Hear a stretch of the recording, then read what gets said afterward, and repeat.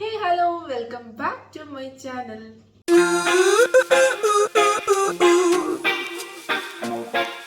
എനിക്കറിയാം എൻ്റെ സബ്സ്ക്രൈബേഴ്സ് എന്ന് പറയുന്നത് അയർലൻഡിലേക്ക് നഴ്സിംഗ് ജോബിന് വേണ്ടി തയ്യാറെടുക്കുന്ന ആൾക്കാരാണ് എന്നുള്ളത്. അപ്പം നിങ്ങൾക്ക് അറിയാവുന്നതാണ്, ഇപ്പം പൊതുവെ ഇൻ്റർവ്യൂസ് കുറവാണ്. അതൊരു സത്യമായിട്ടുള്ളൊരു കാര്യമാണ്, വളരെ കുറവാണ്. ഇടയ്ക്കെങ്ങാനും ഒരെണ്ണം വന്നാലായി, അതിനാണെങ്കിൽ ഭയങ്കര കോമ്പറ്റീഷനുമാണ്.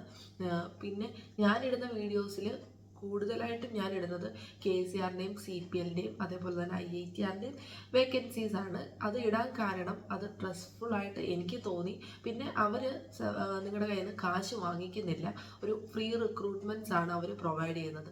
കാശ് വാങ്ങിക്കുന്ന പ്രൈവറ്റ് ഏജൻസീസിൻ്റെ വീഡിയോസ് ഞാൻ ഇടാത്തതിന് കാരണം എനിക്കതറിയില്ല ജെനുവിനാണോ അല്ലയോ എന്ന്. അപ്പോൾ അതുകൊണ്ടാണ് അവരുടെ വീഡിയോസ് ഒന്നും നിങ്ങളുമായിട്ട് ഷെയർ ചെയ്യാത്തത്. പലരും മെസ്സേജ് അയച്ച് ചോദിക്കാറുണ്ട് ഒരു ഏജൻസിയുടെ പേര് പറഞ്ഞിട്ട് അത് ജെനുവിനാണോ അല്ലയോ എന്ന്. ചിലർക്ക് ഞാൻ റിപ്ലൈ കൊടുക്കാറുണ്ട്, ചിലർക്ക് ഞാൻ റിപ്ലൈ തരാറില്ല.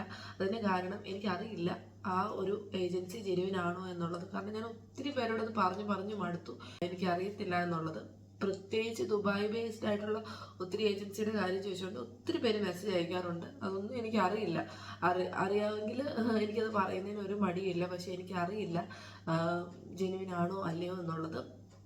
അപ്പോൾ ഈ ഏതെങ്കിലുമൊക്കെ ഏജൻസി ത്രൂ പോയിട്ടുള്ളവരാണെങ്കിൽ നിങ്ങളത് കമൻറ്റിലൂടെ മെൻഷൻ ചെയ്യുവാണ്, നിങ്ങൾ ഇന്ന ഏജൻസി ത്രൂ ആണ് പോയത്, നിങ്ങൾ സേഫ് ആണ്, ഓക്കെ ആണ് എന്ന് പറയുകയാണെങ്കിൽ അത് ഒത്തിരി പേർക്ക് യൂസ്ഫുൾ ആയിരിക്കും.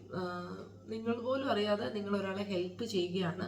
ഇത് കേട്ട് ആരെങ്കിലും അങ്ങനെ കമൻറ്റ് ഇടുന്നുണ്ടെങ്കിലും അപ്പോൾ അവരത് ട്രസ്റ്റഡ് ആണ് എന്ന് പറഞ്ഞാൽ നിങ്ങൾ ഒന്നുകൂടെ ഒന്ന് അന്വേഷിച്ചിട്ട് വേണം നിങ്ങൾ പോകാനായിട്ട്. കാരണം ചിലപ്പോൾ ഫേക്കായിട്ട് കമൻറ്റ് ഇട്ടാലോ. സോ അതുകൊണ്ടാണ് ഈ കാര്യം ഞാൻ എടുത്തു പറയുന്നത്. പിന്നെ രണ്ട് കൂട്ടം ആൾക്കാരുണ്ട്. അപ്പം ഞാൻ കൂടുതലും വേക്കൻസീസിൻ്റെ വീഡിയോസാണ് അപ്ലോഡ് ചെയ്യുന്നത്. അപ്പോൾ അങ്ങനെ വരുമ്പോഴത്തേക്ക് ചിലർ എനിക്ക് മെസ്സേജ് അയക്കാറുണ്ട്, ഞങ്ങൾ അപ്ലൈ ചെയ്തു, എനിക്ക് ഇൻ്റർവ്യൂ കിട്ടി എന്നുള്ളത്.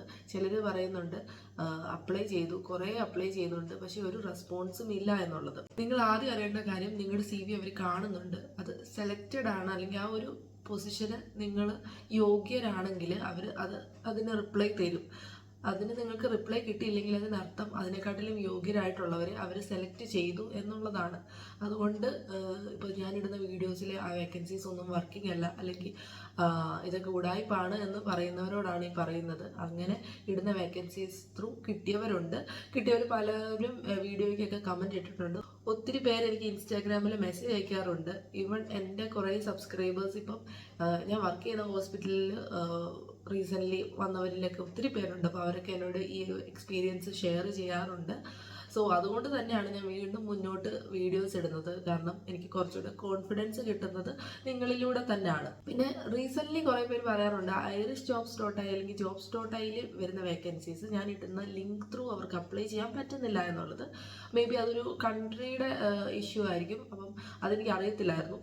അപ്പം അങ്ങനെ ഒരു ഇഷ്യൂ ഉണ്ടെങ്കിൽ ഞാൻ ആ വീഡിയോയിൽ തന്നെ പറയുന്നുണ്ട്, നിങ്ങൾക്ക് CPL സൈറ്റിൽ വന്ന വേക്കൻസിയാണ് ഇതെന്നുള്ളത്. അപ്പോൾ നിങ്ങൾക്ക് CPL സൈറ്റിലേക്ക് നിങ്ങളുടെ CV സെൻഡ് ചെയ്യാം. ഞാൻ വേണമെങ്കിൽ ഈ വീഡിയോയുടെ ഡിസ്ക്രിപ്ഷനിൽ CPLൻ്റെ മെയിൽ ID യും അതേപോലെ തന്നെ KCRൻ്റെ മെയിൽ ID യും ഒക്കെ ഞാൻ കൊടുത്തേക്കാം. സോ നിങ്ങൾക്ക് അങ്ങനെ എന്തെങ്കിലും ബുദ്ധിമുട്ട് വരികയാണെങ്കിൽ ഞാൻ ഉറപ്പായിട്ടും ആ വീഡിയോയിൽ മെൻഷൻ ചെയ്യും ഏത് ഏജൻസി ത്രൂ വന്ന വേക്കൻസിയാണ് ഇതെന്നുള്ളത്. അപ്പോൾ നിങ്ങൾക്ക് ലിങ്ക് ത്രൂ അപ്ലൈ ചെയ്യാൻ പറ്റുന്നില്ലെങ്കിൽ നിങ്ങൾക്ക് ഡയറക്റ്റ് അവർക്ക് ആ CV സെൻഡ് ചെയ്ത് കൊടുക്കുക. അവരുടെ മെയിൻ വെബ്സൈറ്റിലേക്കാണ് നിങ്ങളത് സെൻഡ് ചെയ്ത് കൊടുക്കുന്നത്. പിന്നെ നിങ്ങൾക്ക് കിട്ടേണ്ട ജോബ് ആണെങ്കിൽ അത് നിങ്ങൾക്ക് തന്നെ കിട്ടും, നിങ്ങളെ തന്നെ അത് തേടി വരും. അപ്പം നിങ്ങൾക്ക് കിട്ടിയില്ലെങ്കിൽ അതിന് ഇപ്പം നിങ്ങൾക്ക് ടൈം ആയിട്ടില്ല എന്ന് വിചാരിക്കുക. നിങ്ങൾ ഡിപ്രസ്ഡ് ആകാതെ അല്ലെങ്കിൽ ഫ്രസ്ട്രേറ്റഡ് ആകാതെ നിങ്ങൾ വീണ്ടും മുന്നോട്ട് പോവുക. ഇപ്പോഴത്തെ ഒരു സിറ്റുവേഷനിൽ വേക്കൻസീസ് കുറവാണ്, നിങ്ങൾ അക്സെപ്റ്റ് ചെയ്യണം. പക്ഷെ നാളെ അത് ഒത്തിരി വേക്കൻസി വന്നുകൂടാ എന്നുമില്ല, അങ്ങനെ ഒരു ഇൻഫോർമേഷനും കിട്ടിയിട്ടുമില്ല. എന്തെങ്കിലും ഒരു ഇൻഫോർമേഷൻസ് കിട്ടിക്കഴിഞ്ഞാൽ ഉറപ്പായിട്ടും ഞാൻ വീഡിയോയിലൂടെ നിങ്ങളുമായിട്ട് ഷെയർ ചെയ്യുന്നതായിരിക്കും. അതേപോലെ തന്നെ ഇപ്പോൾ OETക്ക് പ്രിപ്പയർ ചെയ്യുന്നവരോട് എനിക്ക് പറയാനുള്ളത്, നിങ്ങൾ പ്രിപ്പയർ ചെയ്തോ, പക്ഷെ നിങ്ങളിപ്പോൾ എക്സാം എഴുതുന്നത് ഒരു വയസ്സായിട്ടുള്ളൊരു ഡിസിഷൻ അല്ല. ഇപ്പോൾ ഈ അയർലൻഡ് ആയാലും UK ആയാലും വേക്കൻസീസ് പൊതുവേ കുറവാണ്. ഈ ഒരു സാഹചര്യത്തിൽ ഓൾറെഡി ഒത്തിരി പേര് നിൽപ്പുണ്ട്, നല്ല എക്സ്പീരിയൻസ്ഡ് ആയിട്ടുള്ളവർ. അതേപോലെ ഇപ്പോൾ ഫ്രഷേഴ്സൊക്കെ ഒത്തിരി പേര് OET ട്രൈ ചെയ്യുന്നവരുണ്ട്. അപ്പോൾ അതൊരു മണ്ടത്തരമാണ്. കാരണം നിന്ന് വെറുതെ DL എക്സ്പയർ ആയി പോകത്തേ ഉള്ളൂ. സോ അതുകൊണ്ടാണ് ഞാൻ പറയുന്നത്. അല്ലാതെ നിങ്ങളാരും അയർലൻഡിലോ UK-ലോ വരുന്നതിന് അസൂയ മൂത്തിട്ടല്ലേ. ചിലപ്പം അങ്ങനെ വിചാരിച്ച് കമൻ്റ് ഇടുന്നവരുണ്ട്. അപ്പോൾ അതുകൊണ്ടാണ് പറയുന്നത്. എനിക്ക് സന്തോഷമേ ഉള്ളൂ. ഇപ്പോൾ റീസെൻ്റ്ലി എൻ്റെ കുറേ ഫ്രണ്ട്സൊക്കെ ഇവിടെ അയർലൻഡിൽ ഡബ്ലിനിലൊക്കെ ഉണ്ട്. ഞാൻ ഭയങ്കര ഹാപ്പിയാണ്. നമുക്കറിയാവുന്നവർ വീണ്ടും വീണ്ടും അയർലൻഡിലേക്ക് വരുമ്പോഴത്തേക്ക് നമുക്ക് കുറച്ചുകൂടെ ഒരു എന്താ പറയുക, കുറച്ചുകൂടെ ഒരു സപ്പോർട്ട് കിട്ടുന്ന പോലെയാണ്. അപ്പം അങ്ങനെ ഒത്തിരി പേര് വരുന്നതിൽ ഞാൻ ഭയങ്കര സന്തോഷവതിയാണ്. പക്ഷേ ഈ ഒരു കാര്യം അതെനിക്ക് ജസ്റ്റ് ഓപ്പണായിട്ട് പറയണമെന്നുണ്ട്. ഇപ്പോൾ പൊതുവെ വേക്കൻസീസ് കുറവാണ്, അയർലൻഡ് ആയാലും UK ആയാലും. സോ നിങ്ങൾ പിന്നെ സങ്കടപ്പെട്ടിരിക്കാതിരിക്കാൻ വേണ്ടിയാണ് ഇപ്പോൾ പറയുന്നത്. നിങ്ങൾക്ക് പഠിക്കാം, പക്ഷേ എക്സാം എഴുതുന്നത് കുറച്ചുകൂടെ കഴിഞ്ഞിട്ട് നന്നായിട്ട് വേക്കൻസീസ് ഒക്കെ ഉണ്ടോ എന്ന് അന്വേഷിച്ചിട്ട് ആ ഒരു ടൈം നോക്കി എക്സാം എഴുതുക. നിങ്ങളുടെ പ്രോസസ്സിങ് പെട്ടെന്ന് ചെയ്യുക, കയറി വരിക. ഈ ഒരു ഡിലേ അല്ലെങ്കിൽ ഈ ഒരു ഇൻ്റർവ്യൂസ് വരാത്തൊരു സിറ്റുവേഷൻ എന്ന് പറഞ്ഞു കഴിഞ്ഞാൽ അതൊരു കുറേ നാൾ നിൽക്കുന്ന കാര്യമൊന്നുമല്ല. ഇത് എപ്പം വേണമെങ്കിലും മാറാം. പിന്നെ ഒരു സത്യാവസ്ഥ നിങ്ങളോട് പറയാനുള്ളത്, അയർലൻഡിൽ നഴ്സിംഗ് ഹോമിൽ നിൽക്കുന്നവരും പലരും ഇൻ്റർവ്യൂസ് ജനുവരിയിലൊക്കെ അറ്റൻഡ് ചെയ്തിട്ട് ഇരിക്കുന്നവർ സ്റ്റിൽ ആ നഴ്സിംഗ് ഹോമിൽ തന്നെ ഇരിക്കുന്നതേ ഉള്ളൂ. അവർക്ക് ഇതുവരെ കോളൊന്നും വന്നിട്ടില്ല ഹോസ്പിറ്റലിലേക്ക് മൂവ് ചെയ്യാനായിട്ട്. അപ്പം അങ്ങനെയുള്ളവരൊക്കെ മൂവ് ചെയ്യണം ആദ്യമേ. എങ്കിൽ മാത്രമേ പ്രൈവറ്റ് ആയിട്ടുള്ള നഴ്സിംഗ് ഹോംസിലൊക്കെ വേക്കൻസീസ് വരത്തുള്ളൂ. അപ്പോൾ അവരൊക്കെ സ്റ്റിൽ അവിടെ ഇരിക്കുന്നതേ ഉള്ളൂ. ഇപ്പോൾ കുറേ പേര് ഓസ്ട്രേലിയക്ക് പ്ലാൻ ചെയ്യുന്നുണ്ട്. അവരൊന്നും ഇതുവരെ പോയിട്ടില്ല. ഓസ്ട്രേലിയയിൽ ഇപ്പോൾ കൂടുതലും ന്യൂ പാത്വേസ് ഒക്കെ വന്ന് കുറച്ചുകൂടെ സ്മൂത്തായി ഓസ്ട്രേലിയയ്ക്കുള്ള പോക്കെന്ന് പറയുന്നത് അയർലൻഡിലും UK-ലും ഉള്ളവർക്ക്. അപ്പം നേരത്തെ പോയ ഒരു അത്രയും ആൾക്കാരൊന്നും ഇപ്പോൾ പോകുന്നില്ല, അതും കുറവാണ്. സോ അപ്പം അങ്ങനെയൊക്കെ ഇപ്പോൾ വേക്കൻസീസ് വളരെ കുറവാണ്. നാളെ ഈ ഒരു സിറ്റുവേഷൻ മാറാം. അത് ഞാൻ എടുത്തെടുത്ത് പറയുന്നതിന് കാരണം നമുക്ക് ഒട്ടുമേ എക്സ്പെക്ട് ചെയ്യാൻ പറ്റത്തില്ല. ഇപ്പം പെട്ടെന്നായിരിക്കും നാളെ വരുന്നത് ഒത്തിരി വേക്കൻസീസ് ഓപ്പൺ ആവുന്നത്. സോ അതുകൊണ്ട് തന്നെ നിങ്ങൾ നിങ്ങളുടെ CV നിങ്ങൾ നന്നായിട്ട് പ്രിപ്പയർ ചെയ്ത് ഇരിക്കുക. വേക്കൻസീസ് വരുന്നതിനനുസരിച്ച് നിങ്ങൾ നിങ്ങളുടെ CV-യിൽ ചേഞ്ചസ് ഒക്കെ വരുത്തുക. എന്നിട്ട് നിങ്ങൾ അപ്ലൈ ചെയ്യുക. ഞാൻ ഓൾറെഡി CV റിലേറ്റഡ് ആയിട്ടുള്ള 2 വീഡിയോസ് ചെയ്തിട്ടുണ്ട്. അതിൻ്റെ ലിങ്കും ഞാൻ ഡിസ്ക്രിപ്ഷനിൽ കൊടുത്തേക്കാം. അത് കാണാത്തവരുണ്ടെങ്കിൽ അത് കണ്ടിട്ട് ആ രീതിയിൽ നിങ്ങൾ CV പ്രിപ്പയർ ചെയ്യുക. അത് KCR സൈറ്റുകാർ പറഞ്ഞതാണ് അങ്ങനെ ചെയ്യണമെന്ന്. അതുകൊണ്ടാണ് ആ വീഡിയോ അങ്ങനെ ഇട്ടത് തന്നെ. അതുകൊണ്ടാണ് പലരും സെലക്ട് ആകാത്തത്. സോ ആ ഒരു വീഡിയോയുടെ ഡീറ്റെയിൽസിലേക്ക് ഞാൻ കൂടുതലായിട്ട് കിടക്കുന്നില്ല. അതിൻ്റെ ലിങ്ക് ഞാൻ ഡിസ്ക്രിപ്ഷനിൽ കൊടുത്തേക്കാം. അപ്പം അത് കണ്ടിട്ട് നിങ്ങൾ CV പ്രിപ്പയർ ചെയ്യുക. എന്നിട്ട് നിങ്ങൾ വരുന്ന വേക്കൻസിക്ക് സെൻഡ് ചെയ്യുക. ഒരുമാതിരിപ്പെട്ട ഇൻഫോർമേഷൻസ് ഒക്കെ ഞാൻ ഷെയർ ചെയ്തെന്നാണ് എൻ്റെ വിശ്വാസം. എന്തെങ്കിലുമൊക്കെ ഈ ഒരു കാര്യം റിലേറ്റഡ് ആയിട്ട് നിങ്ങൾക്ക് അറിയണമെന്നുണ്ടെങ്കിൽ നിങ്ങൾക്ക് കമൻറ്റ് ചെയ്യാവുന്നതാണ്. ഉറപ്പായിട്ടും ഞാൻ അത് റിലേറ്റഡ് ആയിട്ടുള്ളൊരു വീഡിയോ ചെയ്യുന്നതായിരിക്കും. പിന്നെ പലരും പറയുന്ന കാര്യമാണ്, ഇപ്പോൾ രണ്ടാമതായിട്ട് ഡിസിഷൻ ലെറ്റർ പുതുക്കിയവർ അവരുടെ OIT-യുടെ വാലിഡിറ്റി അതിനു മുന്നേ കഴിഞ്ഞു പോകുന്നു. അപ്പം ഡിസിഷൻ ലെറ്റർ പുതുക്കിയിട്ട് കാര്യമില്ലാതായി പോകുന്നുണ്ട് എന്ന് പലരും പറയുന്നുണ്ട്.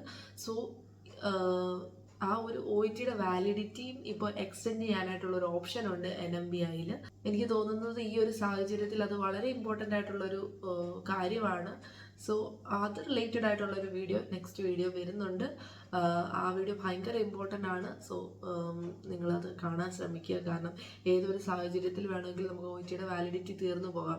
ഇപ്പോൾ നമ്മൾക്ക് പറയാൻ പറ്റത്തില്ല നമുക്ക് എത്ര നാൾ വെയിറ്റ് ചെയ്യണമെന്നുള്ളത്. അപ്പം ഒരു ലാസ്റ്റ് സ്റ്റേജൊക്കെ വരുമ്പോഴത്തേക്ക് ഇനിയിപ്പം വന്ന് എക്സാം എഴുതിയാൽ മതി എന്നുള്ളൊരു സിറ്റുവേഷൻ വരുമ്പോഴത്തേക്ക്, അല്ലെങ്കിൽ നിങ്ങളുടെ ഇൻ്റർവ്യൂ കഴിഞ്ഞ് എല്ലാം കിട്ടിയിരിക്കും, ഇനി എക്സാമിന് ഡേറ്റ് എടുത്താൽ മതി എന്നുള്ളൊരു സിറ്റുവേഷൻ വരുമ്പോഴത്തേക്ക് നിങ്ങളുടെ OIT-യുടെ വാലിഡിറ്റി തീർന്നു പോകുക എന്ന് പറയുന്നത് നിങ്ങളൊന്ന് ചിന്തിച്ച് നോക്കി. അപ്പോൾ അത് എന്തോരം സങ്കടകരമായിരിക്കും. അപ്പോൾ എനിക്കറിയാവുന്ന ഒരാളുടെ അതുപോലെ അങ്ങനെ പോയിട്ട് അയാൾ ആ പ്രൊഫഷൻ തന്നെ വിട്ടു പോയിട്ടുണ്ട്. അപ്പം ആ ഒരു സാഹചര്യത്തിൽ നിന്ന് ഇപ്പം അതിനൊരു സൊല്യൂഷൻ വന്നിരിക്കുകയാണ് NMBI-യുടെ അണ്ടറിൽ. അത് ഭയങ്കര ഒരു ഹാപ്പി ന്യൂസാണ്, പ്രത്യേകിച്ച് ഈ ഒരു സാഹചര്യത്തിൽ. അപ്പം അത് എങ്ങനെ എക്സ്റ്റെൻഡ് ചെയ്യാം എന്ന് റിലേറ്റഡ് ആയിട്ടുള്ള ഒരു വീഡിയോ ആണ് അടുത്തത് വരുന്നത്. അപ്പോൾ ആ വീഡിയോ നിങ്ങൾ മിസ് ചെയ്യാതെ കാണുക. അപ്പോൾ ഇന്നത്തെ വീഡിയോ ഇത്രയേ ഉള്ളൂ. ഇന്നത്തെ വീഡിയോ യൂസ്ഫുൾ ആയി തോന്നിയെങ്കിൽ വീഡിയോ ലൈക്ക് ചെയ്യുക, ഷെയർ ചെയ്യുക. പിന്നെ ഞാൻ പറഞ്ഞ കാര്യങ്ങളൊക്കെ നിങ്ങൾ കമൻറ്റ് ചെയ്യുക. വേറെ എന്തെങ്കിലും ഡീറ്റെയിൽ മെസ്സേജസ് ഉണ്ടെങ്കിൽ എൻ്റെ ഇൻസ്റ്റാഗ്രാം ഒന്ന് ഫോളോ ചെയ്തിട്ട് അതിൽ മെസ്സേജായിട്ട് ചോദിക്കാവുന്നതാണ്. അപ്പം ഞാൻ റിപ്ലൈ തരുന്നതായിരിക്കും, തരേണ്ടത് തന്നെയാണെങ്കിൽ. കാരണം ഇപ്പോൾ ഒത്തിരി മെസ്സേജസ് വരുന്നുണ്ട്. ഇപ്പം വാലിഡ് ആയിട്ടുള്ള മെസ്സേജസിനൊക്കെ ഞാൻ റിപ്ലൈ കൊടുക്കാറുണ്ട്. അപ്പോൾ അത്രയേ ഉള്ളൂ. നിങ്ങൾ ചാനൽ ഒന്ന് സബ്സ്ക്രൈബ് ചെയ്തോടെ സപ്പോർട്ട് ചെയ്യുക. Thanks for watching. Bye bye.